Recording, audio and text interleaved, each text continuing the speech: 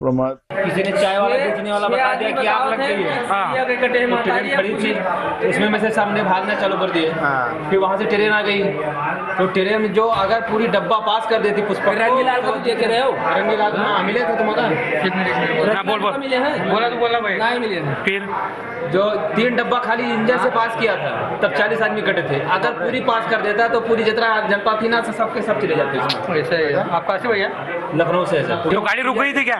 गाड़ी रुक गई थी? हाँ ये पुष्पक रुकी थी मगर वो वाले जळगाव स्टेशनच्या पुढे ट्रेन सुरू असताना पाचोरा स्टेशनच्या पहिला दरवाजात काही लोक बसली होती स्लीपर क्लास डब्यामध्ये।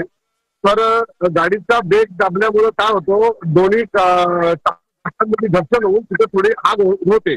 तर ती लोक थोडी बसली, त्यांना असं वाटलं तर आग लागली गाडीमध्ये, ते ओरडले, गाडीमध्ये आग लागली।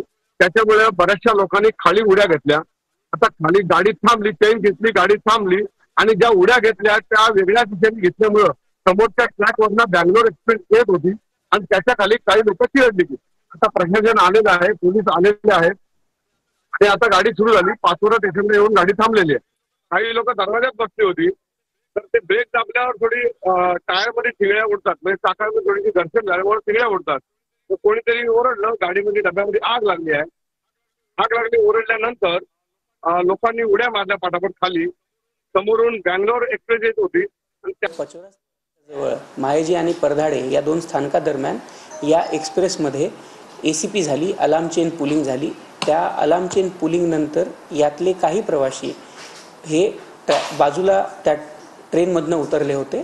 या प्रवाशांना दुसऱ्या डायरेक्शनने जाणारी जी कर्नाटक एक्सप्रेस गाडी होती, जी बेंगलोरवरनं दिल्लीकडे निघाली होती, त्या गाडीने धक्का बसल्याची घटना आहे ती समोर आलेली आहे। यामध्ये 7 ते 8 जे प्रवासी आहेत त्यांना इंजुरी झालेली आहे अशी प्राथमिक माहिती आपल्यापर्यंत आलेली आहे। आपण तिथे जे लोकल हॉस्पिटल्स आहेत सोबतच स्थानिक प्रशासनाची देखील आपण मदत घेतो आहोत आणि याच सोबत भुसावळ स्थानकावरनं जी ॲक्सिडेंट रिलीफ असते, मेडिकलची रिलीफ व्हॅन असते, ती देखील आपण त्या स्थानकांसाठी रवाना केलेली आहे।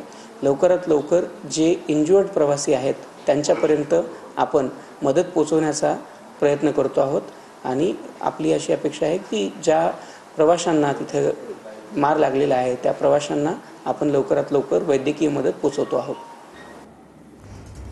तर गिरीश महाजन हे सध्या घटनास्थळी पोहोचलेले आहेत। या घटनेत 10 जण सध्या जखमी असल्याची नवी अपडेट जी आहे ती समोर आली आहे। तर 11 प्रवाशांचा यामध्ये मृत्यू झाल्याची माहिती तिथल्या जळगावच्या खासदार स्मिता वाघ यांनी दिली आहे। गिरीश महाजन आता या ठिकाणी पोहोचलेले आहेत आणि घटनास्थळी त्या सगळ्याचा आढावा घेत आहेत, तसेच प्रशासनाला काही सूचना देखील करण्यात आलेल्या आहेत। पुष्पक एक्सप्रेसला आग लागल्याची अफवा पसरली, त्यानंतर 35 ते 40 जणांनी ट्रेनमधून उड्या मारल्या। यात 10-11 जणांचा मृत्यू झालाय तर 10 जण जखमी असल्याची माहिती आहे।